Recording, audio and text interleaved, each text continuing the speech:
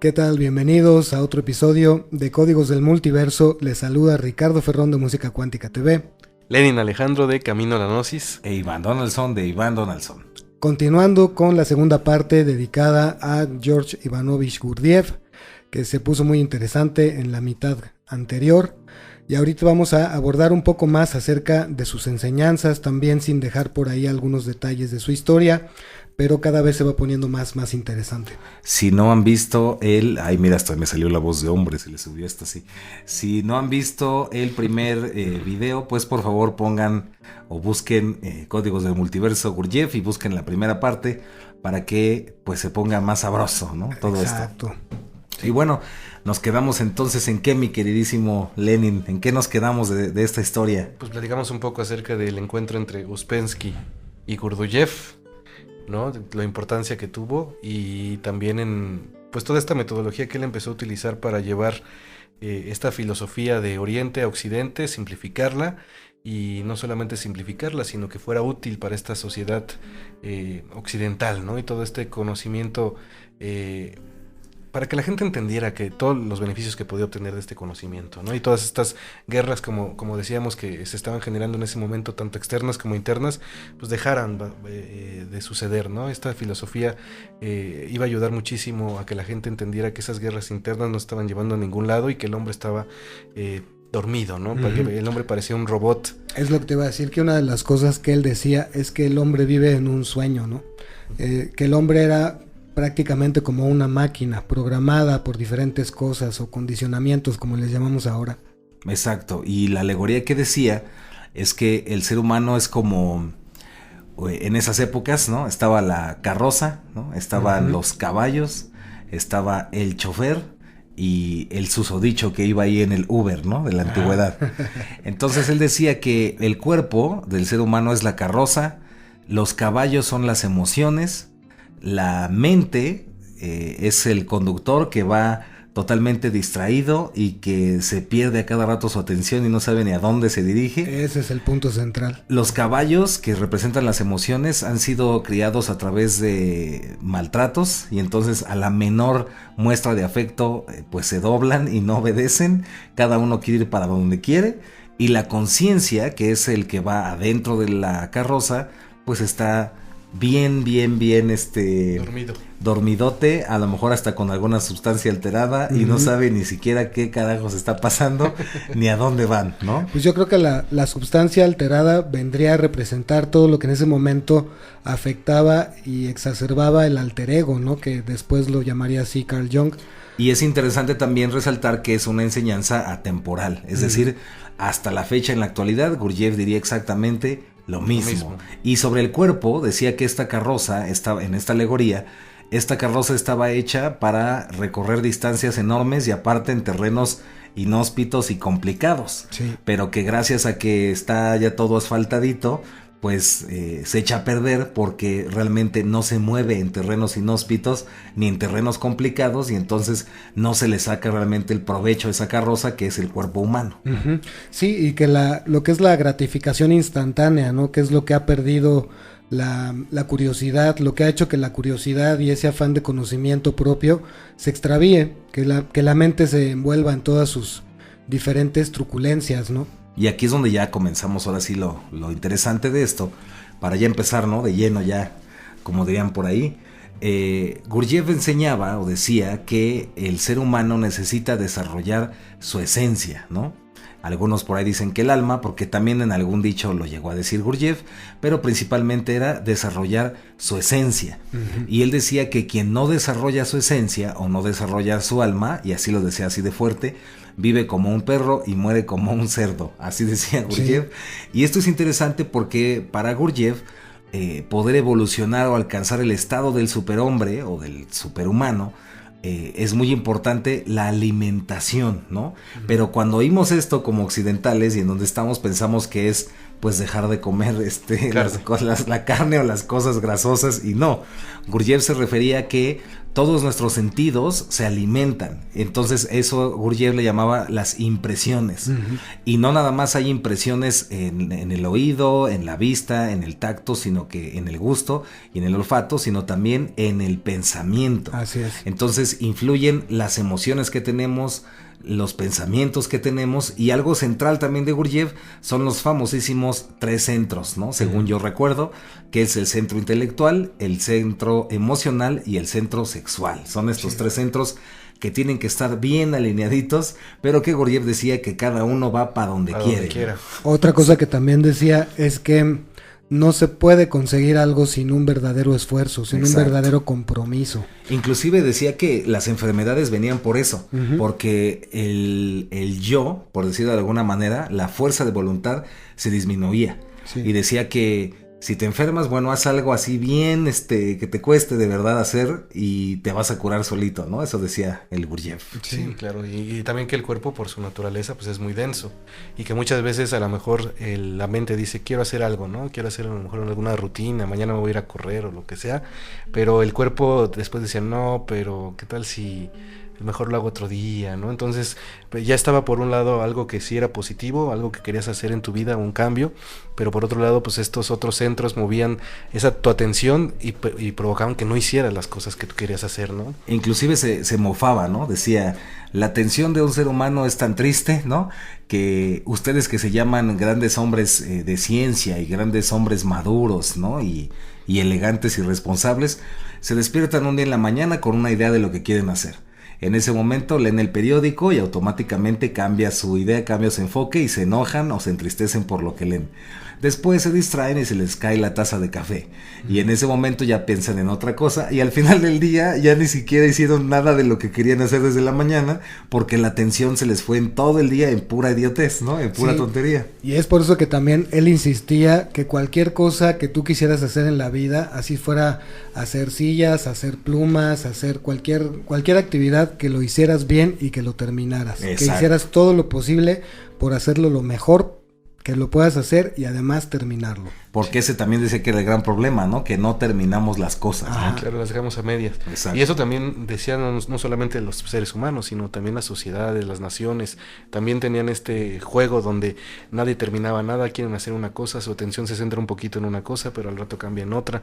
Entonces lo más importante era centrarte en tu yo, ¿no? En tener ese conocimiento de quién eres realmente y a partir de ahí entenderte y como juntar todas las piezas para que todas se unifiquen y busquen la misma cosa, ¿no? Exacto. Él decía que también la problemática de la mayor parte de la confusión que existe en las personas es el no conocer tu verdadera esencia, el no darte el tiempo para ir hacia lo profundo, a ver más allá de lo que aprendiste cuando eras niño, de lo que aprendiste en las escuelas o lo que te enseñaron en la familia, sino que fueras a conocer realmente la esencia que eres, ¿no? Exacto.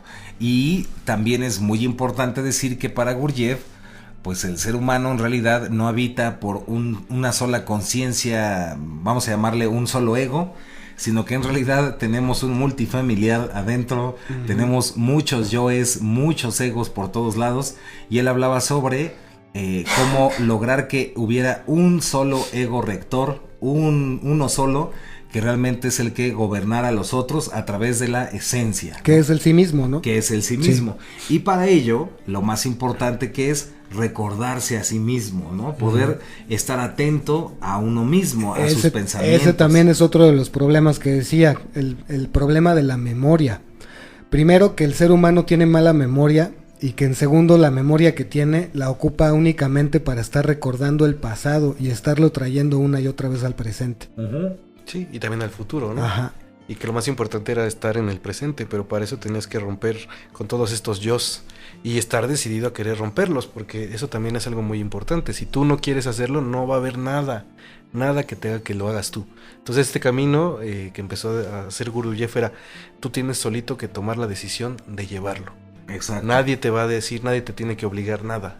Tú tienes que tomar, ahora sí que amarrarte bien y de tomar la decisión de llevarlo a cabo, ¿no? Claro, y además de que también, como todo lo que vale la pena, representa un gran esfuerzo, representa una gran concentración y disciplina poderlo hacer. Sí. Exacto, y estamos hablando de un personaje que vivió pues prácticamente, o que su enseñanza comenzó, vamos a llamar que en el 1900, ¿no? 1920s, 30s, su apogeo, y un hombre muy adelantado a su época que realmente vaticinó la robótica, ¿no? Y todo este que tiene que ver con los androides y todo este rollo, en un sentido indirecto, porque él decía que el ser humano, como bien les comentó el Master Richard, decía que el ser humano en realidad es un ser mecánico. Una máquina. Y teníamos que salir de la mecanicidad. Y esto es que, pues realmente las personas solamente repiten un personaje y no se dan cuenta que están repitiendo un personaje. Sí, de hecho que el comportamiento es un mecanismo. Exacto. Y Gurdjieff iba más allá porque él decía que en realidad éramos títeres o marionetas de los astros, así de locochón esto, éramos títeres o marionetas de las energías cósmicas, y por eso les decía que no se preocuparan de las guerras, porque realmente era lo que sucedía dentro de nosotros, de nuestra conciencia, y lo que sucedía en el universo externo era lo mismo, ¿no? Tal como arriba es abajo. Entonces él decía que realmente para poder escapar de las guerras y realmente encontrar la paz, tenías que lograr escapar de esas influencias, que son pues precisamente la mecanicidad, ¿no? Dentro de nosotros, el comportamiento automático, los borregos, la borregomatrix, ¿no? Uh-huh. Y que la parte difícil de esa confrontación, pues precisamente era volverte un desafiante del esquema. Exacto. Desafiar a tu propio esquema, y eso por supuesto implica desafiar el esquema de la sociedad en la que creciste. Y aquí es donde viene lo interesante, que era esto que hacía Gurdjieff, de que, oye, pues yo quiero aprender, ¿no? Ok, ¿qué es lo que más te gusta? No, pues a mí me gustan mucho las verduras porque soy vegetariano y estoy muy orgulloso de eso. Me gusta mucho el McDonald's. No, las verduras, ¿no? Y entonces Gurdjieff decía, ok, bueno, pues durante un mes vas a comer todos los días un corte de carne. Ajá. Y ya que lo logres vienes para acá, ¿no? Y igual llegaba alguien y decía, no, pues a mí me gusta la comida y comer muy bien y detesto las verduras, no las soporto, ¿no? Bueno, pues durante un mes vas a comer solo verduras y una vez que termines y lo logras ya te puedo enseñar, ¿no? Y lo mismo hacía con los alcohólicos, con lo que sea. Con el cigarro, ¿no? También con decía, todos. A los que le decían es que yo no fumo, no me gusta el cigarro. Pues ahora vas a agarrar una cajetilla y vas a fumar diario. Diario, sí. Sí, y en del conocimiento de sí mismo también es bien interesante que él decía, bueno, cuando tú te conoces a ti mismo, pues obviamente te vas a dar cuenta que hay muchas cosas que no te gustan, muchas cosas que a lo mejor no te van a parecer, pero tienes que aceptarlas, que eres tú. Y si quieres cambiarlas, pues obviamente te va a costar. Exacto. Ahí viene el trabajo. Y poner un ejemplo, ¿no? O por poner un ejemplo, él decía, bueno, imagínate que estás en tu trono, ¿no? Sentado, y de repente te das cuenta de quién eres, ¿no? Y despiertas y dices, bueno, este soy yo y aquí está mi asiento y todo, pero ya noté que algo que no me gusta, ¿no? A lo mejor puede ser, no sé, el enojo, ¿no? No me gusta cómo reacciono, yo pensé que no me gusta mi pelo. No me gusta mi pelo, no me gusta mi trono, cámbienmelo. No me gusta el enojo, ¿no? Y obviamente, pues, ¿qué haces? Pues te das cuenta de eso y lo que tienes que hacer es levantarte de esa silla o de ese lugar donde estás y vas a empezar a hacer un cambio en ti, pero tienes que experimentar y trabajar, y para eso pues obviamente te levantas de la silla. Y tal vez lo triste de todo esto, y que decía él que por eso a lo mejor muchas personas no lo hacen, es porque cuando regreses ya esa silla ya no va a estar. O a lo mejor va a ser diferente, pero va a haber un cambio en tu vida, una evolución. Y por eso muchas veces, como no queremos este cambio, esta evolución, preferimos seguir sentados en esa silla que no nos lleva a ningún lado, pero que a final de cuentas estamos tranquilos y en una zona como de confort, ¿no? Sí, la silla representa la zona cómoda. Exactamente. Otra cosa que decía también era que no te encadenes a algo que a la larga pueda destruirte. Ah, sí. Y eso significa no de cosas necesariamente externas, porque lo externo refleja lo interior, sino conductas o actitudes o pensamientos que sean contraproducentes para ti mismo, para tu salud emocional, física o espiritual. Y es muy importante resaltar esto que comentaste en la transmisión pasada, mi querido Master Richard, y fue lo de el por qué se le llama el cuarto camino, ¿no? El camino de Gurdjieff. Sí. El primer camino, según recuerdo, era el camino del monje. Del fakir. Okay. Que vendría siendo algo así como el camino, le llaman fakir, pero yo lo interpreto más como el camino del dolor, del dolor físico. Del dolor físico y el que vive como en la cueva, ¿no? Como aislado, es lo que yo entiendo. Ese vendría a ser el monje. ¿Sí? Todos. Es que todos son el fakir. Se salen del mundo, se salen de la realidad. Bueno, yo lo que entendía es que dan de cuenta, el primero es este que se va a la montaña y se aísla a aprender. El segundo es el que adopta una doctrina, por ejemplo, el budismo, el monje el islam, también, que sería el monje, y el tercero vendría siendo el yogi, que sería pues aquel que recibe la enseñanza y que la comparte, pero está, como dices, están interconectados entre esos tres, ¿no? Sí. Digamos. Dos de ellos tienen que ver muy directamente con la mortificación del cuerpo, con la confrontación del dolor físico para darte cuenta de que es ilusión, de que es una ilusión. Y creo que los podemos ver como o sea, tú platicabas lo de los centros emocionales, ¿no? Sí. El fakir tiene que ver mucho con el cuerpo, con el centro sexual, ¿no? Y todo este manejo a través del dolor. Sí. O sea, el fakir de hecho soporta muchísimo el dolor, sí. Y esa es como la base, ¿no? Incluso llegó a haber gente que dice que podían estar en la misma posición. Uno de los maestros fakires que vio, durante 20 años él estaba en la misma posición, sí. Y pues ese era como su gran mérito, pero lo notó y dijo, bueno, está bien, pero ¿en qué ayuda eso que él está aprendiendo ya en este mundo occidental, ¿no? Y por eso le llama la atención, dice, bueno, está muy padre, pero siento que este no es como un camino que ahorita ayudaría mucho a la sociedad actual, ¿no? Sí, que esas tres prácticas en particular, o esos tres caminos, no eran aptos para cualquier persona. O sea, cualquier persona no podía practicar ser fakir o ser yogi o ser monje, ¿no? Sí, claro, y además te llevan muchísimo tiempo, ¿no? O sea, es como un ejemplo, a lo mejor el fakir es como ahorita es un deportista, que hay una persona que se quiere dedicar a algo y tiene que hacer un trabajo durísimo para poder lograr estar ahí, ¿no? Sí, pero no trabaja en otras cosas. Fisicoculturista, exacto, ¿no? Y a lo mejor va a estar trabajándolo, pero le va a costar prácticamente toda su vida y no va a trabajar los otros centros emocionales, que ya después entraríamos al otro centros emocionales, a los centros que manejaba centros energéticos. Centros energéticos. Y el otro centro energético pues era el centro emocional. Sí. Y ese tenía que ver con el monje, ¿no? Aquella persona que es se une a una comunidad donde lo más importante es la devoción y el estar rezando pero también se van fuera del mundo porque se convierte en una disciplina total, donde ya no buscan otra cosa más que ser la devoción y el estar haciendo rezos y todo esto, ¿no? Y entonces después también venía el otro centro emocional que ya tiene que ver con la razón, el del yogi, y toda esa cuestión de cómo puedo llevar esto a los conocimientos, pero me meto solamente en conocer, todo racional. Y él decía, bueno, a lo mejor sí llegó a ver incluso en la India que algunas personas iban como en un camino, ¿no? Él decía, bueno, a lo mejor primero empezaron como yogis y después de cierto tiempo de aprendizaje, pues ya los vieron algunos monjes y se lo llevaron a su templo. Y allí a lo mejor también le ayudaron y después llegó, no sé, otra persona y vio todas estas capacidades. Pero lo que él decía es que todo esto llevaba muchísimo tiempo, pero parecía en algunos momentos, sobre todo, que cada quien estaba trabajando estos centros de manera individual. O sea, no unificaban estos centros, ¿no?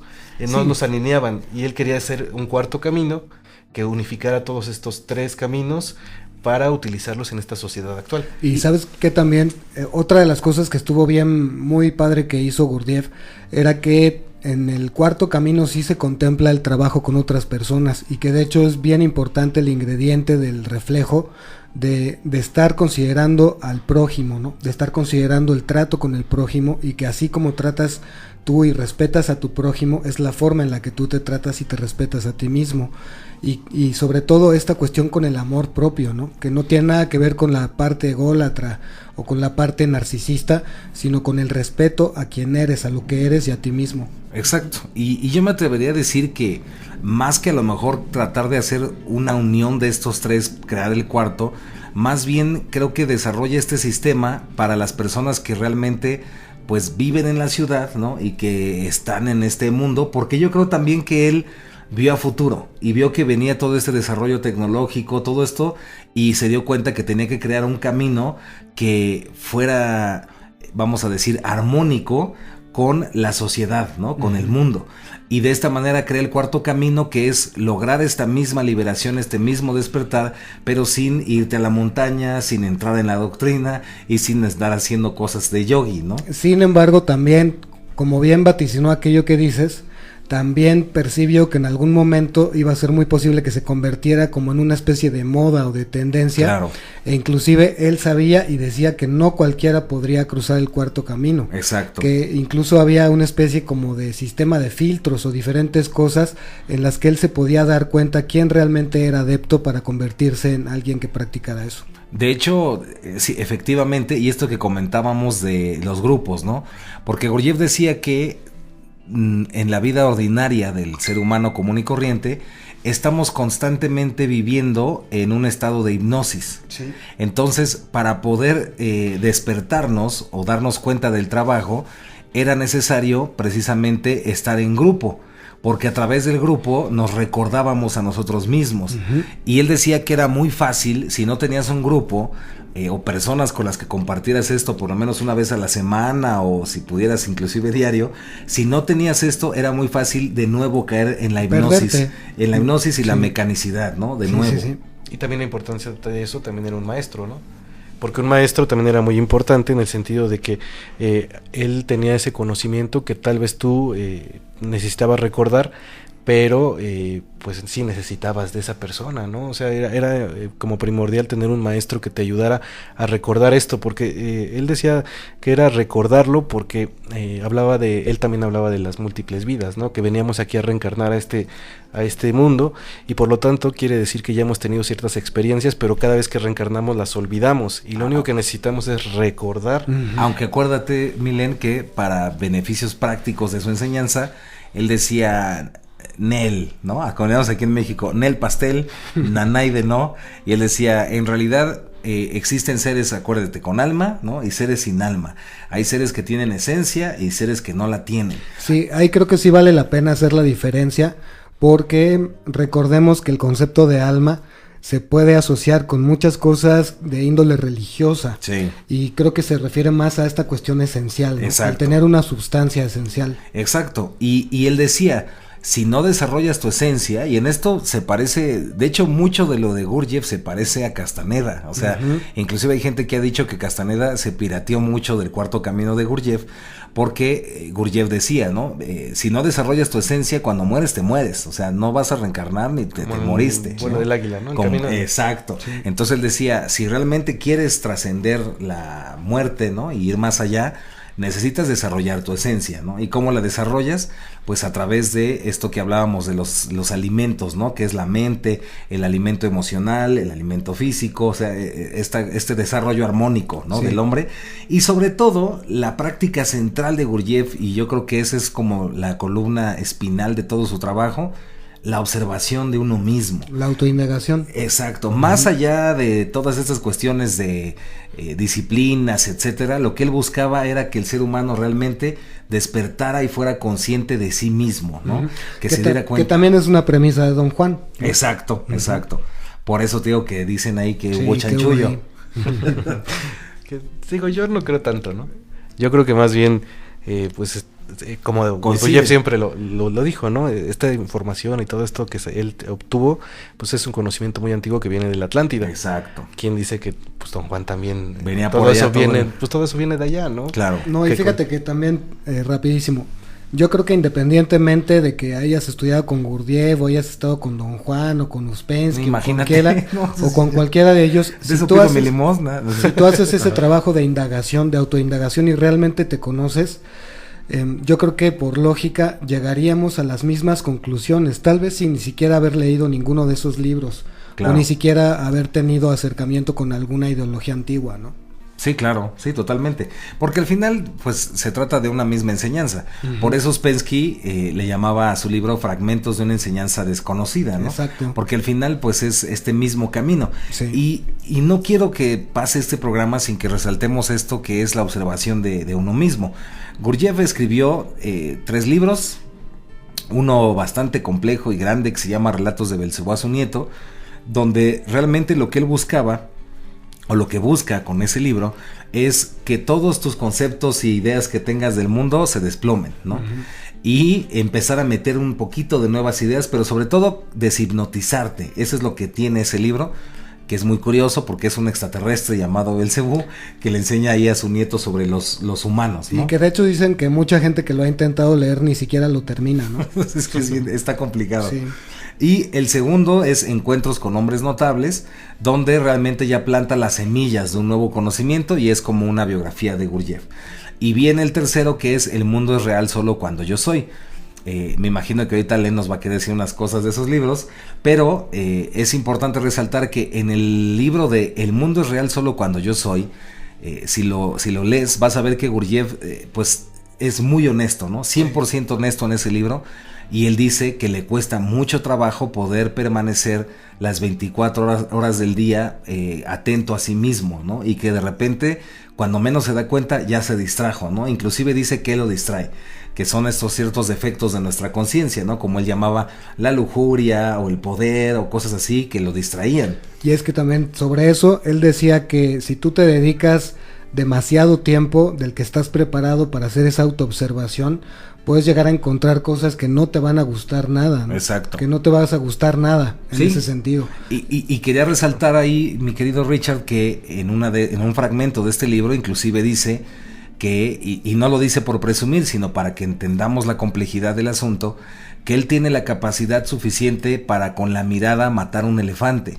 Y él lo podía hacer, o sea, él podía controlar personas, tenía mucho poder, ¿no? Sí. Que solo un gran maestro, un avatar tiene. Sí. Y él decía, ni siquiera haciendo estas cosas, logro realmente estar todo el tiempo recordándome a mí mismo, como dando a entender que lo realmente importante no eran todas esas cosas que eran fáciles de adquirir a través de la atención, a la concentración o prácticas, sino que realmente lo importante era el desarrollo de la conciencia, ¿no? La autoconciencia.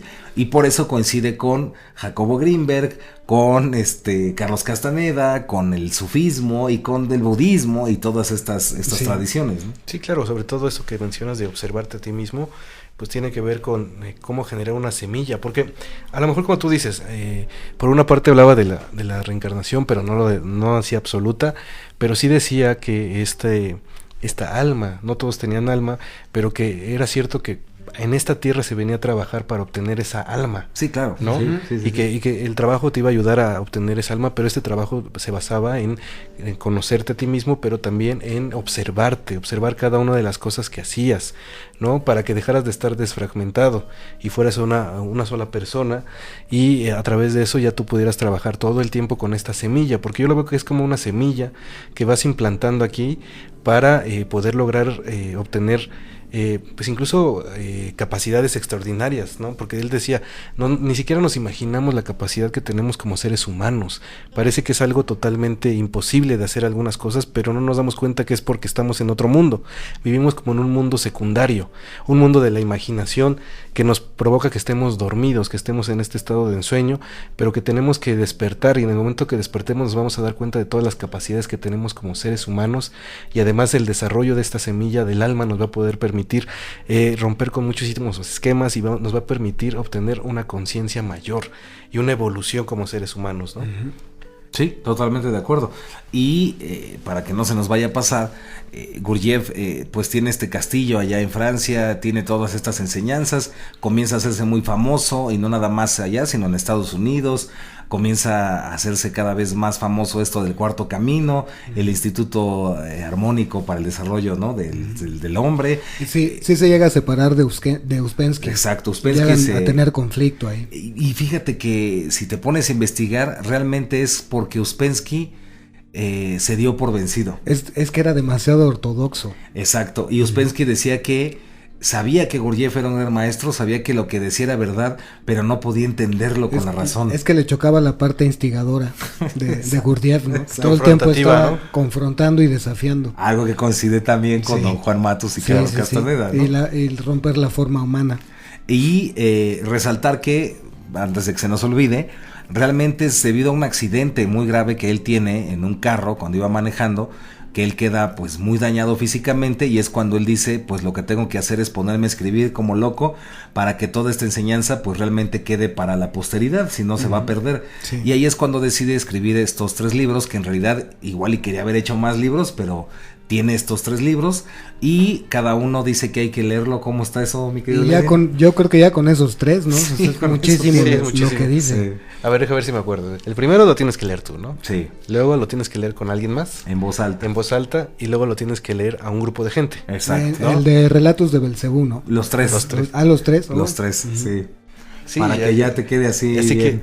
que si alguien quiere hacer esa tarea, que nos cuente a ver qué tal les fue, porque sí son libros muy largos. Pero a ver, entonces el primero lo lees tú, ¿no? Sí. El segundo lo lees con alguien. En voz alta. En voz alta. Se lo lees a alguien. Ajá. En voz alta. Y ya la tercera después lo lees en grupo. Ah, ok. Ya se lo lees a la familia. A la familia, bueno, vénganse. a ver, niños, vengan. Vamos a los relatos de Ahí Belcebú y nos su cuentan nieta. ustedes cómo les va con ese ejercicio. Vamos a hablar del órgano Kundabuffer, que así le llamaba Gorjev, y todos así con cara de ¿qué? ¿No? Sí. En este relato, Belcebú narra que cuando llegó al planeta Tierra, y ¡ay! Se pone bueno, ¿no? Y insisto, un ser humano pues muy adelantado para su época, independientemente de si lo quieres ver como un gran maestro, si lo quieres ver como un genio, si lo quieres ver como lo quieras ver, pues realmente fue también uno de los creadores del mundo actual, ¿no? Del mundo moderno, porque muchas de sus ideas pues sí trascendieron, ¿no? Y también afectaron tanto en la música como en la literatura y muchas cosas, y también hay cientos de conspiraciones que hablan sobre Gurdjieff, e inclusive Hitler y Aleister Crowley y todo este tipo de cosas, que era la creación de un nuevo ser humano, ¿no?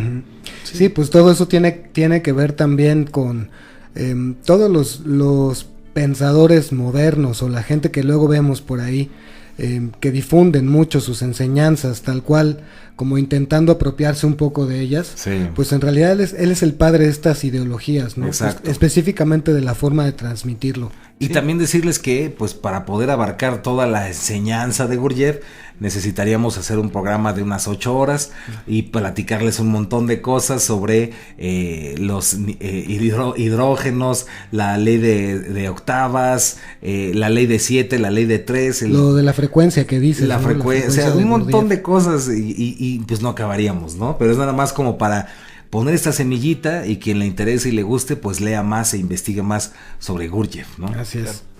Sí, y de hecho no se puede negar, o sea, independientemente de si te gusta o no Gurdjieff, o crees que fue cierto todo lo que hizo o fue un farsante, pues él fue un visionario, o sea, un visionario que se dio cuenta de cómo iba, hacia dónde iba la sociedad, y yo creo que dejó estas semillas ahí para que cada persona se dé cuenta de que existe un camino que nos puede llevar por un mundo mejor, ¿no? Más tranquilo, donde cada quien tenga el conocimiento de sí mismo y estén trabajadas esas guerras internas para que no se exterioricen, ¿no? Pero también que no va a ser sin esfuerzo y sin disciplina. Sí, que es un camino con disciplina y además con decisión propia, ¿no? Con decisión y voluntad. Y también, para ir terminando, porque vamos llegando al fin de esta transmisión, pues decirles que, según se dice por ahí, cuando Gurdjieff muere, se hace una autopsia, ¿no? Para ver de qué había sido, y resulta que pues varios de los órganos internos ya estaban podridos desde hace mucho tiempo y médicamente no supieron explicar cómo es que Gurdjieff se mantenía vivo. Entonces parece ser que, como lo dice en sus libros, sobre todo en El mundo real solo cuando yo soy, estaba usando parte de su energía para poder continuar con su trabajo antes de partir, ¿no? Entonces él mismo al final demostró, ¿no? Cómo su enseñanza era real, ¿no? Sí, claro, y cómo ese ahorro de energía sí te puede ayudar a muchísimas cosas, ¿no? Exacto. Porque muchas personas dicen, ¿para qué ahorramos energía? Porque de hecho lo mencionaba así, ¿no? O sea, todo esto, el estar distraídos y el ser un autómata, pues provoca que pierdas energía en cosas que suena muy similar también a lo que le decía don Juan, hace que pierdas mucho la energía que necesitas y que es muchísima, pero no te das cuenta de toda esa energía porque la estás desperdiciando todo el tiempo, la estás inutilizando, ¿no? Entonces, pues ahí se muestra que esa energía para qué sirve, pues un ejemplo es esto, de la muerte de Gurdjieff, ¿no? Él utilizó todo este ahorro de energía para seguir vivo, incluso aunque pareciera que sus órganos ya no funcionaban, ¿no? Para mantener energía en su cuerpo.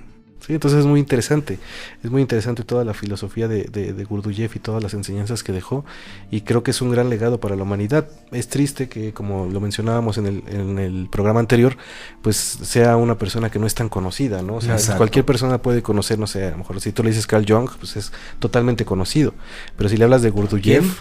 ¿Quién? Carl Jung. Pero si le hablas de Gurdjieff, te va a decir, ¿y ese cuate quién es? ¿No? Ese no existe en los libros de filosofía, por lo menos en mi universidad nunca lo tocamos, ¿no? Sí, sí. Pero sí existe una sociedad de los poetas malditos, ¿no? Sí. Que sí podían decir y maldecir y decir cualquier cosa a vida y por haber, y nunca hubo que los vetaran. Pues sí, y entender que pues estos caminos no son para cualquiera, ¿no? De mi parte, para ir cerrando esta transmisión, pues sí, volverles a recomendar muchísimo los libros también de Ouspensky, y sobre todo si te quieres enseñar a la parte práctica, si te quieres adentrar a la parte práctica, te recomiendo muchísimo. Siempre se me confunde el título, pero según recuerdo es Fragmentos de una enseñanza desconocida o En busca de lo milagroso, que viene siendo lo mismo, de Ouspensky, ¿no? Uh-huh. Es un gran libro, a mí me sigue fascinando siempre y es muy bueno. No es una lectura fácil, no es así como que voy a leer a Paulo Coelho, pues no. Sí, no. Sí. No es así como que ya me lo chuté en 2 días, pues no. Ya cuando llegas a los hidrógenos dices... espérame. También lo de Madame Blavatsky, ¿no? También ahí hay mucho sobre teosofía y estas cosas que tienen que ver con esas enseñanzas. Exacto.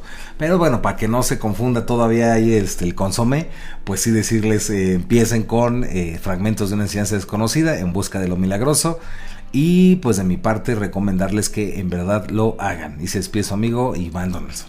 Aplausos. Y aplausos. De uñita. Sí, de mi parte también creo que pues quien no conozca nada de Gurdjieff, pues se adentre inmediatamente, que conozcan acerca de este gran filósofo pensador, porque también músico, que también tiene varias obras de música, también hizo obras de teatro. Entonces pues, era una persona que trabajó muchísimo en el arte y en muchísimas otras cosas, ¿no? Y creo que es muy importante que la gente lo empiece nuevamente a conocer, porque son enseñanzas que, como lo hemos dicho aquí, no tienen absolutamente nada de antiguas, ¿no? Son totalmente, o sea, a lo mejor él las trabajó en los años 20, 30, 40, pero si las vemos, todavía el ser humano sigue siendo igual, ¿no? El ser humano sigue estando en un estado de dormido, ¿no? En un estado donde en sueño, podríamos decir. Y pues Gurdjieff ha influido muchísimas cosas. De hecho, si te gusta la película de Matrix, pues es indudable que está basado en todas estas enseñanzas de Gurdjieff, ¿no? Osho, inclusive. Uh-huh. Entonces, pues ahí están los libros. Léelos, ya te dijimos, puedes leerlos 3 veces y nos cuentas cómo te fue. Uh-huh. Pero sí es muy muy interesante todo lo que dejó como legado Gurdjieff. De mi parte sería todo. Muchas gracias. Mi nombre es Lenin Alejandro de Camino a la Gnosis. Aplausos. Y Diñita también. Y pues yo, para despedirme, también algo que me resuena mucho de su vida, pues es esa parte desafiante, ¿no? Para todos los que de alguna manera siempre hemos sido rebeldes en algún sentido, que hemos intentado buscar algo más de lo que nos contaron, pues es lo que a mí me resuena mucho, ¿no? Que en su vida él desafiaba su propio esquema, el esquema de la sociedad, que también él podía darse cuenta de que las guerras y todo aquello que consideraba ser un conflicto en el exterior, pues no era otra cosa más que un reflejo de lo interno, un reflejo de aquellas cosas que no se resuelven justamente por no hacer ese pequeño esfuerzo de ir a ver que hay más allá de esos condicionamientos, ¿no? Así y es. Que adentro es en donde están las respuestas, no es afuera. Y se despide Ricardo de Música Cuántica TV. Aplausos, por favor. Ñita. Y bueno, para cerrar con broche de oro, pues obviamente recordarles que por favor, ya de aquí mis compañeros hicieron cara de que no va a haber profecía. Ahora no. Nada más es que por favor se suscriban a Códigos del Multiverso, activen la campanita, lo compartan con sus amigos y pues que ojalá les haya gustado, y lo único que queremos es inspirarlos, ¿no? Recuerden que en este canal no venimos a adoctrinar a nadie ni a decirles qué es lo que es cierto, qué es lo que es falso, sino que cada quien saque sus propias conclusiones, ¿no? Así es. Pero vamos a crear la escuela de Códigos del Multiverso, así es que... ¿Cómo? Pero Una Así es que suscripción anual suscríbanse, de unos en euros. 100 Ajá. euros, por supuesto, en criptomonedas. Sí, sí. Ah, Códigos sí, del ya multiverso. vamos a estar aceptando criptomonedas pronto. Va a ser que No se crean, No se crean. Códigos del multiverso escuela del infinito.com, ¿no? Algo Escuela así. de cripto. Es que ¿Qué la pasó, Ricardo? ¿Qué pasó? Bueno, ahí después, si gustan, podemos también hacer un programa al respecto de esos temas. yo pensé que podemos hacer una escuela. No, no, Eso, eso ok, ok. todavía no, Un todavía no. instituto. Y pues bueno, muchas gracias Que por viva, escuchar y que viva el ¿qué? amor, Que viva el amor, cuídense.